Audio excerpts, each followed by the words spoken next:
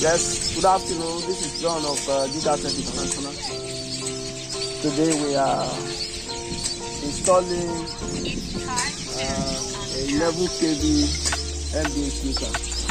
Want to meter this line. That is the source. The meter is there's another transformer on the other side. This other side, this we are going to meter.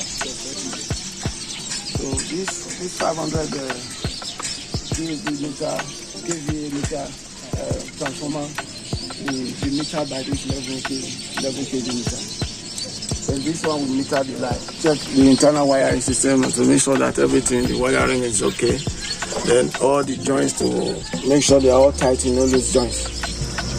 And I will check all the heaters. They are all test certificate. Very important. All meters should have this, and also this seal. The color of their seal is green.